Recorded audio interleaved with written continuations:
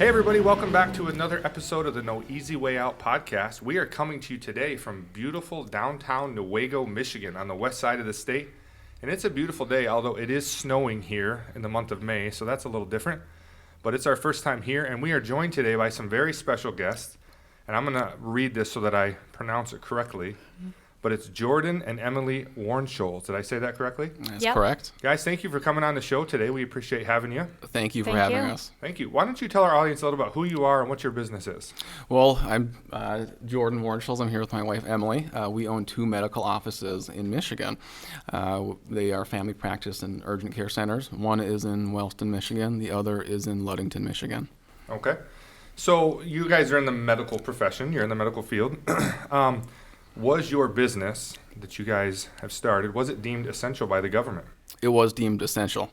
Okay. Yeah, so we didn't have to close down everything, but we had to close down everything except emergency appointments. Okay, so at what point did you have to shut down everything else? I mean, that's probably a big portion of your business. That's over 75% of our business. Wow. And this was the last week of March. Right around March 23rd when the stay-at-home orders were first. Correct. Yeah. Okay, so this has had a tremendous impact, I'm sure, if that's 75% of your business. So why don't you tell our audience a little bit how this has impacted your business specifically? Well, we've been killed. We've been decimated. One of our businesses, we actually started the process of closing it. We started the formal process. We didn't see any way forward, and we weren't receiving any help or even acknowledgement from the state of Michigan. Right. And we've been reaching out to our senators and the legislatures and on the phone every day for anyone that will listen. And we had no feedback, no acknowledgement from the state of Michigan. So we started the process to close our Ludington office. Fortunately, we had a personal financial backer help us through. And this past week, last Thursday, we've been notified through the federal government we will have funds delivered to us in order for us to continue to operate over the next 2 to 3 months. But we've been decimated financially. Just patient volume, we see probably 1 to 2 patients in the clinic per day. Wow. This is compared to 80 to 100 our normal day. Oh my goodness. Correct. So that's even more than 75%. Yeah. So the 75%, that's our routine care, family practice aspect. The other 25% is the urgent care. So of that 25% urgent care, only a very select few deemed emergencies have we been able to see, people who need stitches or broken bones. Wow. So financially, it's been a disaster. And I know our staff has been phenomenal. They know the situation we're in. And we have 16 staff. Unfortunately, we had to lay off 2 staff. 2 of our employees, including myself, are working with no pay.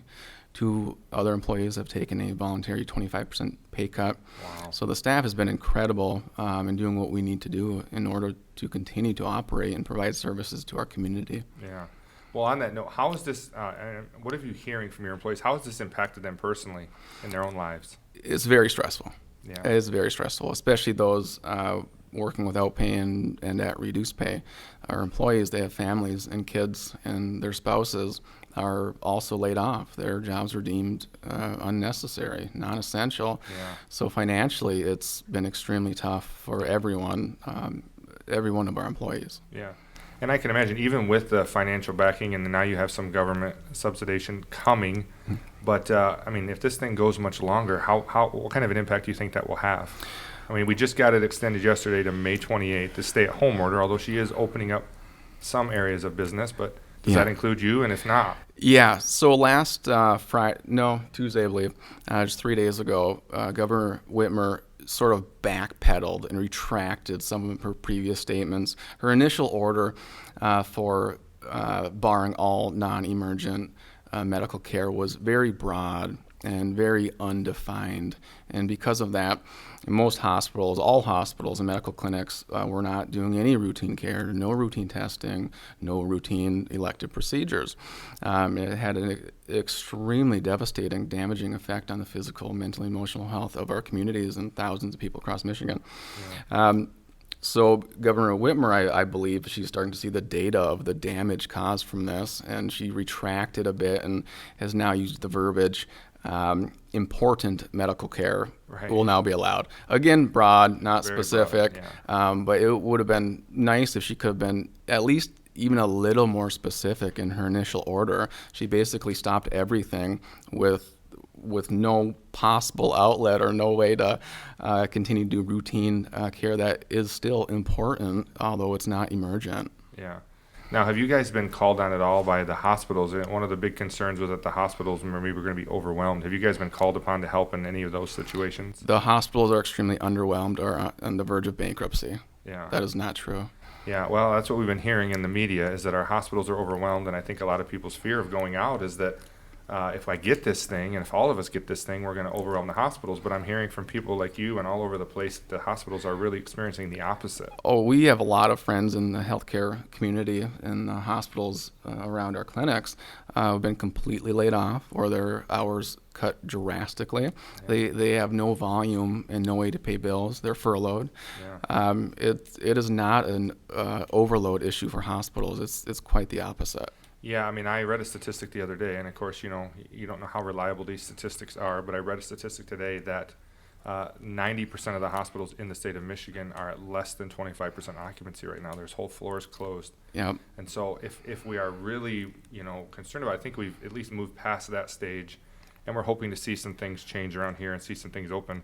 Well, what kind of an impact has this had on your family? I know you have a child, and I met her today. And what kind of an impact is it having on her? I have 6 kids at home, and I know it's driving my kids crazy not to be able to see their friends, and they're begging to go to school. So who thought we'd ever live in that world, right? But yep. How is this impacting your family? Well, it's been stressful. We have 3 kids. Our eldest daughter is out there. We have she's 13. Our youngest, Brennan, he's That's 7. That's a fun age. It is. Yeah, to say the least. Yeah. And our middle daughter, Kira, is 11. It's been stressful, I'm not going to lie. We are dealing with financial stressors. I'm working without pay. Emily, co-owner, also working without pay. We still have bills. We still have our mortgage. So certainly it's stressful. But fortunately with Emily and I, we've been able to lean on each other through this hard time. It's actually brought Emily and I, our relationship, much closer and helping each other to get through this difficult time. And I think that's important for kids to see that through times of stress, instead of degrading and going at each other in a negative way, work with each other, build each other up, and get through this time. So it's been stressful, but it really, I think, has brought out the best in our family. Yeah, and I think, we can't assume that our children can handle this on the same level that we can or understand it. It's important that parents have those conversations with their kids. I know if you're afraid as an adult, your kids' fear is probably amplified. And that's the thing. Our youngest, our boy, he'll be 7 in July. He hears these tidbits on the radio and TV and news, and he literally cries if we go past a grocery store. Yeah. Dad, roll the windows up. Dad, I don't want to die. Wow. Think, oh my goodness, son, that's not going to happen, I promise you. But those are what everyone's being told, and it's terrible. Yeah, and that kind of fear is debilitating for an adult, and I can't imagine a child's mind trying to absorb all this and see the world that they really are just starting to understand completely change before their eyes. And so I would encourage any parents listening that you have those conversations with your kid, explain to them what's going on, and try to get reliable information. That's a hard thing to find right now. Yeah. So have you guys, so part of your business has been open throughout. What are your plans for reopening and reopening the other portion, or have you made plans for that yet? Yeah, we started making the protocols for that. It's going to be a slow process, and it will be all about prioritizing. A lot of people's routine care has been put off. We have a large volume to catch up on. But it's those patients whose quality of life has been most negatively impacted by these restrictions that we will see first. Those people with chronic pain, those who need their knee injection, a hip injection, need their labs drawn for monitor their kidney disease, their heart disease. Those will be seen first. Well, that's a question that really brings me to something that's very near and dear to me. My 75-year-old grandmother who is in bad health and has been told for almost a year that she had to make some changes in her life in order to be able to do this surgery that was to mitigate some pain that she's having. Yeah. And she's now done everything that she's supposed to and qualifies for the surgery, except for she can't get it. And so she is just in tremendous pain. So I want to know, what are some of the things you've heard from your patients, and how is this impacting them? Well, the effects have been devastating. It's heartbreaking. I mean, physical damage, mental damage, emotional damage. The ones that really hit home are the community members who have lost their jobs, and these guys and girls with young families and children. Their jobs are deemed unnecessary. They're unable to get financial assistance because the state unemployment website does not work, and we're seeing suicides and suicide attempts. Yeah. And patients who needed routine monitoring for, say, their kidney disease and heart disease have gone without for a few weeks, and I've seen heart attacks. I've seen infections, simple infections leading to sepsis, critical care admissions, limb amputations, and death, all of which is completely unnecessary and completely avoidable. And that's the heartbreaking part about it. This did not have to happen. For sure. Yeah, absolutely. And it's just devastating to see those things happening. And for whatever reason, we're not hearing about those things. We're not hearing those stories. And so we're hoping that we can get your story out, that people can hear about this and understand that this impact that we're experiencing is far greater than I think people realize, not just economically, but on people's mental and emotional health, their physical health, the pain that some people are in, not just physically, but again, emotionally and spiritually and all of these things. So I also understand, though, that you guys have been doing some really cool things since the shutdown to be a blessing and to help those patients of yours and to help the community. So I really want you to have the opportunity to talk about the things that you've been working on since the shutdown to kind of give back and reach out to the community. Yeah. So a lot of, bad times, stressful times, they do have a way of bringing out the best in people. Absolutely. In some people. In some people, yeah, absolutely. And it was through tragedy, through one of those suicide, this was a suicide attempt 2 weeks ago. This young man lost his job and he couldn't provide food for his family, and he shot himself, our patient. And it was heartbreaking. And it was at that moment my wife Emily looked at me and she said, "Jordan, we can do something about that. Yeah. We can do something about these families being able to put food on the table for their children." And she immediately put the word out to start a food drive. Since our clinic was basically closed, we're not using our waiting room, she said, let's turn this into a food drive. And within 48 hours of putting the message out on a Facebook page, it's called the Wellston's Anonymous Food Drive, if you're interested, it had reached over 5,000 people in 48 hours. Within 48 hours, our waiting room was completely filled with food donations for the community. And within 14 days, M has delivered now to, I believe, 220 families in the community. Wow. So the community outreach and support has been amazing. And seeing this community outreach and their willingness to help a fellow neighbor through these times was inspiring. And Em and I have been talking, and we said, hey, let's take this a step further. What else can we do?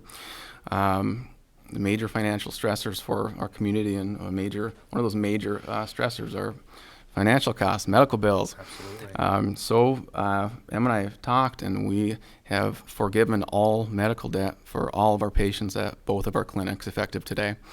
Wow. Completely? Anything from January 1st, 2020 and prior is completely forgiven. Oh, man. And that total is just over $214,000. Wow, good for you. We applaud you for that. I mean, there's no studio audience, but I'll clap for you guys for that. And I know that will be, and there's no way to even tell what kind of a blessing that's going to be to people. And I applaud you guys for doing that. That is tremendous. And I think that we have seen during these difficult times, it has brought out some really good things in people. And I think you guys are a prime example of some people that have done that. And you mentioned the food drive, and you mentioned the name. Can you tell us again the name? We want to put this on the screen. So how can people contribute to that or donate to that Tell us about that again. It is a Facebook page called Wellston's Anonymous Food Drive. Wellston's Anonymous Food Drive. Just search that, and you'll see our contact information. If you want to make a food donation or financial donation, it'll go directly to that food drive, which we then deliver personally to community members and community families. Okay. And this food drive is going to turn into a permanent food bank at our clinic. We've been in touch with the United Way and have set up a weekly food truck delivery. So this has turned into a permanent staple in our community now. There will be a food bank in our community moving forward. Okay, and we have also put the link to that food drive in the description, and so if you are interested in giving to that, please do so, and I'm sure they can reach out to you through that Facebook page as well if they have some other things they want to help. Well, the last question I really want to ask you here is, what is something that you guys would say to your patients that are listening and to other people in your industry that would maybe help them and encourage them through this time? And to our patients, we say thank you and hang in there. Thank you for your understanding and support. This is not the way we wanted things to happen the past 2 months. And I think it's a disservice to our communities and the patients. But thank you for your understanding and your patience. And the second point is don't lose hope. We're going to get through this. We're going to get through this together, and it's with the community's generosity and outpouring for support for each other. That's how we're going to get through this. And I would like to challenge everyone listening, and not just individuals, but businesses and hospitals and clinics. If you are in any capacity to help the people around you, do it. If you are inspired for forgiveness for your patients, your clinics, your business, do it. So that would be the message of hope, and speak up, and now is the time to act. Now is the time to do something. Yeah, excellent, awesome story. Jordan and Emily, thank you so much for sharing that with us. Emily, you have anything you'd like to say? You're a woman of many words over there. I'm good, You let Jordan do all the talking? Yes. Hey, that's all Yeah. right. She's very good at sitting there and looking pretty. Well, he did a good job. He did a good job. He says it all. Yeah. Well, Yeah. thank you again so much for being on the show. Thank you. And again, if you need to, if you feel compelled to contribute, please check the link in the description and reach out to these guys. And I hope that you will be encouraged by this and inspired by this, and maybe this will encourage you to do something similar in your communities and to help people. And so thank you for joining us today. As my mother always said, you can't and never could until you tried. So go out there and try something great today, my friends, and don't take the easy way out. We'll see you next time.